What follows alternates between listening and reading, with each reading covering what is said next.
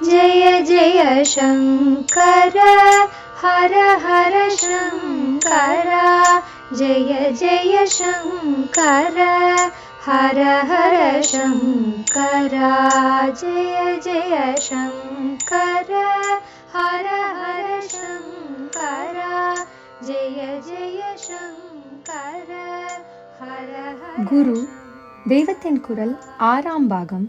உபதேசகராகிய தேசிகர் பரமாச்சாரியர்.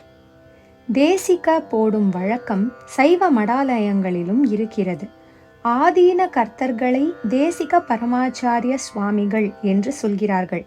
நம் அத்வைத சம்பிரதாயத்தில் பரமஹம்ச பரிவ்ராஜகாச்சாரிய என்று மடாதிபதியை சொல்வது போல தேசிக பரமாச்சாரிய என்பது பல சைவ மடங்களில் வழக்கமாயிருக்கிறது. பரமாச்சாரியார் என்று ஒரு மரியாதையின் பேரில் குருஸ்தானத்தில் உள்ள எந்த சுவாமியாரையும் சொல்லலாம் தான். நம்முடைய நேர் ஆச்சாரியருக்கு ஆச்சாரியராக இருப்பவரையும் பரமாச்சாரியார் என்று சொல்லலாம். ஆனால் இங்கே கூட பரமாச்சாரியார் என்றில்லாமல் பரமகுரு என்று சொல்வதே அதாவது காஞ்சி மடத்து சம்பிரதாயம். குரு அவருடைய குருவான பரமகுரு, பரமகுருவுக்கும் குருவான பரமேஷ்டி குரு, பரமேஷ்டி குருவுக்கும் குருவான பராபர குரு என்று குரு சம்பந்தப்படுத்தி சொல்வதுதான் இங்கே சம்பிரதாயம். ஆகையால் எப்போதாவது இந்த மடத்து சுவாமிகளை பரமாச்சாரியார் என்று சொல்லலாம் என்றாலும் அதையே முக்கியமான பேர் மாதிரி சொல்வது அசாம்பிரதாயிகமாக, அதாவது சம்பிரதாயத்திற்கு மாறாக தோன்றுகிறது. நீண்ட நாள் வழக்கத்தில் பரமாச்சாரிய சுவாமிகள் என்று சைவமட ஆதீன கர்த்தாக்களையே இந்த தமிழ் தேசத்தில் சொல்லி வந்திருப்பதால் ஒரு ஸ்மார்த்த மடாதிபதிகளை அப்படியே முக்கியமாக சொல்வது டெக்னிக்கலாக சரியில்லை என்று தோன்றுகிறது. His excellency, his highness, honourable justice ஆகியவை இன்னாருக்குத்தான் போடுவது என்று குறிப்பிட்டு வைத்திருக்கிற மாதிரி மடாதிபதிகளில் எந்த சம்பிரதாயஸ்தரை எப்படி சொல்ல வேண்டும் என்று பார்த்து பண்ணினால் தேவலையோ என்பதால் சொன்னேன். மடாதிபதியை பொறுத்த மட்டில் அவர் ஞானியாய் இருந்தால் எந்த பெயரில் சொன்னாலும் சரி, ஒரு பெயரும் சொல்லாவிட்டாலும் சரி என்றுதான் இருக்க வேண்டும். ஆனாலும் சிஷ்யர்களான ஜனசமூகத்தை பொறுத்த மட்டில் இன்னொரு சம்பிரதாயத்தினருக்கு நெடுங்கால வழக்காக இருந்து வரும் பெயரில் தங்களுடைய ஆச்சாரிய பீடத்தில் இருப்பவரை சொல்லக்கூடாது என்று தெரிந்திருப்பது நல்லது என்பதற்காக சொன்னது. குறிப்பு: சீடர்கள் மரபு பேண வேண்டும் என்ற ஸ்ரீசரணர்களின் உளக்குறிப்பறிந்து பக்தர்கள் அவர்களை பரமாச்சாரியார் என கூறாமல் மகா பெரியவாள், பெரியவர்கள் அல்லது மகா சுவாமிகள் என்றே கூறுகிறார்கள். பரமாச்சாரியவோடு தேசிகவும் ஆதீன கர்த்தர்களின் பிரதமாக சேர்ந்திருக்கிறது. அதைத்தான் முக்கியமாக சொல்ல வந்தேன். தேசிக ரூபத்தில் தேவி. நம்முடைய மடத்துக்கு அம்பாள் காமாட்சி ரொம்ப முக்கியம். ஜீவநாடி அவள்தான். அவளை பற்றி 500 ஸ்லோகம் மூக்க பஞ்சஜதி என்று.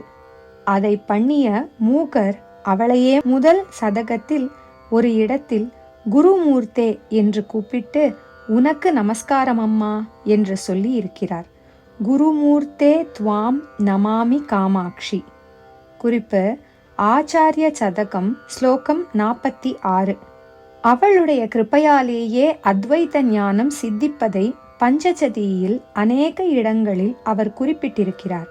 முதல் சதகத்தில் துர்காம்பாள், சாமுண்டேஸ்வரி, அன்னபூர்ணேஸ்வரி, வாராகி முதலிய பல ரூப பேதங்களாகவும் காமாட்சியையே சொல்லிவிட்டு ஏறக்குறைய முடிக்கும் இடத்தில் அம்மா உன்னுடைய கிருப்பையால் சில பேர் குரு சரணத்தில் சரணாகதி பண்ணி அதனால் சகுணோபாசனையோ நிர்குணோபாசனையோ எதுவோ ஒன்றால் ஏணியில் ஏறி போவது போல போய் மோக்ஷம் என்னும் அரண்மனை உப்பரிகையில் வாசம் செய்கிறார்கள் என்று சொல்லியிருக்கிறார். சத்கிருத தேசிக சரணாகா சபீஜ நிர்பீஜ யோக நிஸ்ரேண்யா அபவர்க சௌதவலபீம் ஆரோஹந்தியம்ப கேபி தவ கிருபயா. மூக்க பஞ்சசதி ஆர்யா சதகம் ஸ்லோகம் 97. சௌதவலபி என்றால் அரண்மனை மேல் மாடம், சௌதம் என்றால் அரண்மனை. நேர் அர்த்தம் சுதையால் ஆனது, சுதை கட்டிடம் என்பது. சுதை, சுதா என்பது சம்ஸ்கிருத வார்த்தை. அதற்கு அமிர்தம் என்பதுதான் முக்கியமான அர்த்தம். ஜில் என்று ஹிதமாக உள்ள அமிர்த பேரையே வெந்து வேக்காடாக்கும் சுண்ணாம்பு கலவைக்கு பேராக கொடுத்திருக்கிறது. நல்லதில்லாத ஒன்றை மங்களமாக சொல்ல வேண்டும் என்று அதற்கு நேரெதிராக உள்ள நல்ல வஸ்துவின் பேரில் சொல்லும் வழக்கம் உண்டு. அடிமண்டுவை ப்ரஹஸ்பதி என்கிற மாதிரி மங்கள வழக்கு, யூஃபமிசம் என்று இதை சொல்வார்கள். வேதாந்தமாக பார்த்தால் கெட்டதை கூட நல்லதாக பார்க்க வேண்டும் என்ற சமபாவனை வருவதற்காக இப்படி சொல்வது என்கலாம். ஸ்லோகத்தில் மோட்சத்தை சொல்லும் போது சுதை மாளிகை என்று சுதா போட்டதில் உள்ளர்த்தம் இருக்கிறது. சுதா என்பதே பெயரெச்சத்தில் சௌத என்றாய் இருக்கிறது. அம்பாளை யோக மார்க்கத்தில் உபாசனை செய்யும் போது முடிவாக சிரஸ் உச்சியில் பிராணசக்தி பரமாத்ம சக்தியோடு இரண்டர கலந்து மோட்சம் சித்திக்கும்.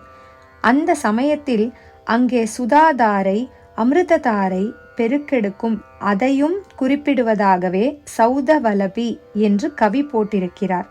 யோகம் என்று நிர்குணமாக பண்ணும்போது சுதாதாரை பெருக்கெடுக்கும் என்று தெரிந்து வைத்துக்கொண்டு சாதனை செய்யப்படுகிறது. அதை பற்றி ஒன்றும் தெரியாமல் பிரேம பக்தியிலேயே சகுணமாக உபாசித்தாலும் அவள் அந்த உச்சஸ்தானத்துக்கு பிராணசக்தியை ஏற்றி அமிர்த தாரையில் முழுகடிக்கத்தான் செய்வாள்.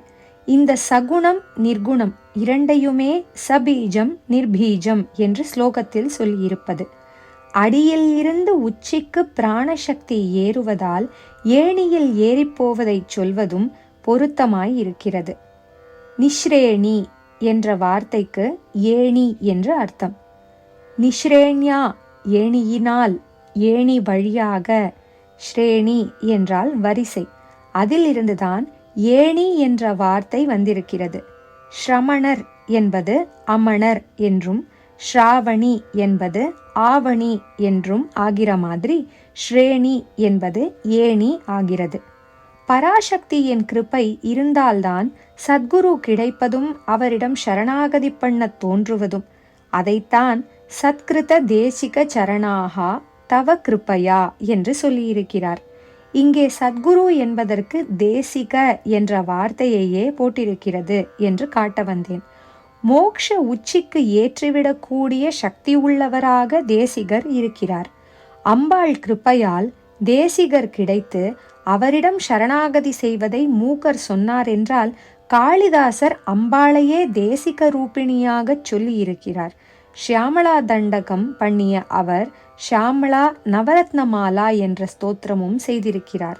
அதில் தயமான தீர்க்க நயனாம் தேசிக ரூபேண தர்ஷிதாபியுதயாம் என்று குருஸ்வரூபிணியான அவளை சொல்லியிருக்கிறார். தயமான என்பதில் வருகிற தயவை தர்ஷிதாபியுதயாம் என்று திருப்பி அழகாக சப்தாலங்காரம் சொல்லணி செய்திருக்கிறார். அம்பாளுடைய அழகான நீண்ட நேத்திரங்களில் தயை பெருகுகிறது. அப்படி தயா கட்டாட்சம் செய்கிறவள் தேசிக ரூபத்தில் குருஸ்வரூபிணியாக வந்து அபியுதயத்தை காட்டுகிறாள் என்கிறார். அபியுதயம் என்றால் நல்ல எழுச்சி. சூரிய உதயம் என்பதை சூரியன் எழுந்தான் என்கிறோம். உதயம் எழுச்சி, அபியுதயம் உயர்வு பொருந்திய எழுச்சி. தர்ஷித அபியுதயாம் என்பதற்கு 2 தினசாக அர்த்தம் பண்ணிக்கொள்ளலாம். அம்பாள் தன்னுடைய அனுகிரகத்தின் மேலான எழுச்சியை பக்தனுக்கு காட்டுகிறாள் என்பது ஒன்று. இன்னொன்று, பக்தனுக்கு அவனுடைய மேலான அத்தியாத்ம எழுச்சியை காட்டுகிறாள். அதாவது தேசிக சப்தத்திற்கேற்ப அவன் ஆத்தியாத்மிகமாக உயரே எழும்ப வழிகாட்டுகிறாள் என்று அர்த்தம் பண்ணிக்கொள்ளலாம். தயா கட்டாட்சத்தை சொல்லி உடனே தேசிக ஸ்வரூபத்தை சொல்வதில் நிரம்ப பொருள் பொதிந்திருக்கிறது. கண் பார்வைதான் ஒருத்தரை வழிநடத்தி செல்வது. கண்ணில்லாதவரை வேறெவராவது தானே கைப்பிடித்து நடத்தி செல்ல வேண்டியிருக்கிறது. ஆகையால் கண்ணே நம்மை அழைத்து போவதாக ஆகிறது. கண் காட்டிக் கொடுக்கிறபடிதான் கால் நடப்பது. நயனம் என்கிற வார்த்தைக்கும் வழி நடத்தி போவது, முன்னே சென்று வழிகாட்டுவது, லீட் பண்ணுவது என்றுதான் அர்த்தம். நம் ஒவ்வொருவருடைய கண்ணும் அவரவருக்குத்தான் வழிகாட்டி அழைத்து போகிறது. அம்பாளுடைய கண்ணோ அதிலிருந்து பெருகும் தயா கடாட்சத்தால் லோகத்து ஜனங்களையெல்லாம் ஸ்ரேயோ மார்க்கத்தில் வழிகாட்டி அழைத்து போகிறது. உத்தம குருவாயுள்ள எவருமே சிஷ்யர்களுக்கு கடாட்ச மாத்திரத்தால் தீட்சை தந்து நல்ல வழி நடத்தி செல்ல முடியும். குறிப்பு: விவரம்: தெய்வத்தின் குரல் 3ஆம் பகுதியில் குரு ஆச்சாரியர் என்ற உரையில் தீட்சை, அம்பிகை அருளும் தீட்சைகள் என்னும் பிரிவுகளில் பார்க்க. அதற்கு நயன தீட்சை என்றும் சக்ஷு தீட்சை என்றும் பெயர். சக்ஷு என்றாலும் கண்தான். மீனாட்சி அம்மனை சக்ஷு தீட்சை தரும் குருவாகவே மகான்கள் அனுபவத்தில் கண்டிருக்கிறார்கள். ஒரு தாயார் மீன் தான் இட்ட முட்டையை கண்ணால் பார்த்தே பொரிக்க வைத்துவிடும் என்று நம்பிக்கை. முட்டை பொரிந்ததும் உள்ளே இருந்த கரு முழு பிராணியாகிறது. அப்படியே மீன் போன்ற நயனங்களை கொண்ட மீனாட்சி ஒருவரை கடாட்சித்து சக்ஷு தீட்சை கொடுத்தால் அந்த ஜீவனுக்குள்ளே கரு மாதிரி உள்ள ஆத்ம தத்துவம் பூரணமாகி விகசித்து, அதாவது மலர்ச்சி கண்டுவிடும். மீனாட்சியையே மந்திர சாஸ்திரத்தில் ஷியாமளா என்று சொல்வது. மந்திரினி, மாதங்கி, ஷியாமளா என்ற 3 பெயர்களும் மீனாட்சியுடையவையே. அவளை குறித்துத்தான் காளிதாசர் இந்த நவரத்ன மாலை பாடியது. ஆகையால் அவளுடைய தயா கடாட்சத்தை அவர் சொல்லும் போதே குருவாக அவள் சக்ஷு தீட்சை தருவதை வியங்கியமாக, அதாவது மறைமுகமாக தெரிவித்து விடுகிறார். அப்புறம் வியக்தமாகவே, அதாவது வெளிப்படையாகவே தேசிக ரூபேண தர்ஷிதாபியுதயாம் என்று சொல்லிவிடுகிறார். ஞானாம்பிகையாக உள்ள அவள் தேசிக ரூபத்தில் எல்லோருக்கும் அருள் புரிந்து நல்ல வழியில் போக பண்ணும்படி பிரார்த்தனை செய்வோம். ஜெய ஜெய சங்கர, ஹர ஹர சங்கர, மகாபெரிவா ஹர ஹர சங்கர, ஜெய ஜெய சங்கர, ஹர ஹர சங்கர, ஜெய ஜெய சங்கர, ஹர ஹர சங்கர, ஜெய ஜெய